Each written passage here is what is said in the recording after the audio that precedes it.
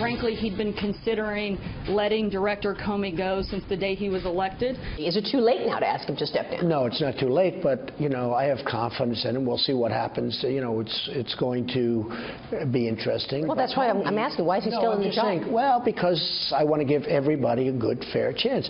The president has confidence in the director. It took guts for Director Comey to make the move that he made. What he did, he brought back his reputation. You seemed quite happy with him at that point. What changed? He was a candidate for president, not the president. Those are two very different things. Why did you fire Director Comey? Because he wasn't doing a good job, very simply. He was not doing a good job.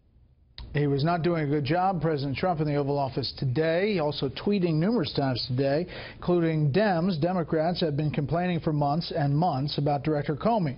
Now that he has been fired, they pretend to be aggrieved. Phony hypocrites. With that, let's start with our panel.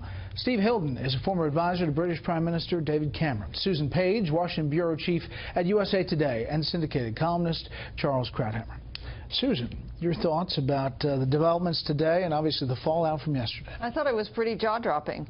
A decision to fire the law enforcement official who is leading an investigation into him is something that we haven't seen presidents do in the past. And I realize that President Trump says he's doing this for some other reason, but I think that created a firestorm that the White House did not expect. Did not lay the groundwork to make this announcement, and did not handle the communications about it very well last night. Steve. I agree with much of that. I think that what you've seen in the last 24 hours is Washington at its absolute worst. If you just look at the component parts, look at Congress, the immediate reaction is to go hyper-partisan, get maximum political advantage. You have Democrats who 5 minutes ago were running around saying that he cost Clinton the election and he should have been fired. Now he's some kind of martyr to the Constitution. It's completely ridiculous. You've got the White House. Whatever you think about the substance of this decision, I happen to think on the substance they're right. The handling is a disaster, because what it will mean is it just sets back the achievement of what really matters, which is action to get the economy moving, jobs and incomes, all the things you talked about in your interview with Paul Ryan. He's very confident about this not affecting that. I wish I could be so confident. And then finally, the media. As you showed in that fantastic compilation, Howie Kurtz's compilation, they have gone insane over this. And that does no credit to our political conversation, the culture of this country. No one can trust anything that anyone says anymore. Nothing's going to get done. If you're just watching all this from the outside, you have every reason to have a sense of kind of revolutionary rage at these useless leaders in Washington. Which led, arguably, to President Trump through the election. This is the New York Times, to your point today. Days before he was fired, James Comey, the former FBI director, asked the Justice Department for a significant increase in resources for the Bureau's investigation into Russia's interference in the presidential election. In his briefing with members of Congress, Mr. Comey said he had been frustrated with the amount of resources being dedicated to the Russia investigation. Mr. Comey has said he was hoping that he would find a supportive boss in Mr. Rosenstein, and according to officials, pressed for more resources so he could accelerate the investigation. It goes on to say that he did press and ask for it. The DOJ responded saying none of this happened. The entire story is a fabrication. Well, Charles, from our sourcing and what we've tracked down today, he did ask senators in the Senate Intelligence Committee to help him get more resources to speed up, because they wanted the investigation to be sped up. He did not, according to the Justice Department, ask Rosenstein directly who he would need to ask. So there's, the nuance. Well, he said, she said, and it turns out from your reporting, they're both right. There had not been a request to Rosenstein and the DOJ. There had been a request through the Senate Intelligence Committee. I think the key point here is the administration's surprise. I think Trump is totally sincere in his attacks, one after the other, on the hypocrisy of the Democrats. But it's surprising that he should be surprised. These people are hypocrites from the day of their birth. It's in their DNA. That's how they function. It was to be expected. Yes, you say you want Comey to be fired one day, and then as soon as he gets fired, you attack the man who does it, but that's normal.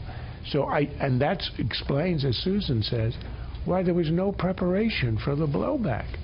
I assume the calculation was Democrats don't like this guy. They accuse him of costing Hillary the election, so there won't be much of a blowback. Of course they will. The Democrats are looking for any excuse to say that there's the great collusion conspiracy, and this is all being done in defense of that conspiracy, which I think remains implausible, because if that was the intent of the Trump administration, it's a colossal mistake. Well, it's had the opposite effect. To that point, Susan, you had not only the kind of botched rollout of how it all happened, but today, with the meeting in the Oval Office with the president and the Russian foreign minister, Sergei Lavrov, and also the ambassador to the U.S. for Russia, Kislyak, who has been at the center of these investigations. It led to the firing of Michael Flynn, those conversations that he had, also the recusal of the Attorney General in this investigation. And these pictures, by the way, Susan, are from the Russians. They're not from the White House press pool because they weren't let in there. That's right. But the Russians let in their official photographer, and they were putting out all kinds of photos. This is really extraordinary. And here's the question, and your John Roberts asked this at the briefing. Is this just coincidental, or is this sort of a in your face. Yeah, in your face. Thank you very much. And in you your could say it a number of different ways. I was struggling to find a different way to say it. An in-your-face move by the White House to say, we don't care what you think. We're going to proceed the way we want to proceed. And that is perhaps one of the reasons that Trump gets support from the people he gets support from, because he doesn't do the things that maybe the optics would have dictated doing something else for a different president. On the flip side, this is Russia, who you are accusing of doing all kinds of things, bad things, and that's the image that the day after this firing. Look, I agree that it's in your face, and perhaps it stirs up the base because it reinforces the image of Trump as a fearless guy who will show himself with the Russians even a day after that. But it doesn't help him with the people he needs help with, which is Congress. His presidency hinges on the economy improving and on health care working out. For that, he needs the Congress. And I think Steve is right that what this has done, this has sort of reversed all the momentum he had. He now has to go back to health care. He now has to go back to get help on tax reform. He's not going to get any of that. The Democrats, who might have been tempted to cooperate in some ways on tax reform, are not going to play ball at all. They're going to sit in the sandbox and throw sand. I just want to play this and have you react, Steve. This is Pat Buchanan, who, by the way, ran for president, but before that worked for President Richard Nixon. This was reacting to the Russia images in the Oval Office today. Hey, I'm delighted the president met with the Russians. Quite frankly, there's issues far more important than Comey. That's Syria, and that's whether we're going to send new troops into Afghanistan to fight. And I think we got to talk to the Russians. I know they're bad folks, but I was with old Richard Milhous and with Ronald Reagan when they met with Gorbachev and met with Brezhnev. You have to do it. Steve? Well, he's exactly right, and that's what they're doing, and that's normal. But you can't underestimate the degree, I think, to which those who hate Trump really believe this Russia story. I mean, look at these words that stood out to me in the New York Times editorial this morning. This is a quote, "We have to determine whether the presidency was effectively stolen by a hostile foreign power." Now, you assume someone wrote those words. It was a human being, not some journo bot over at the New York Times. They really believe this stuff.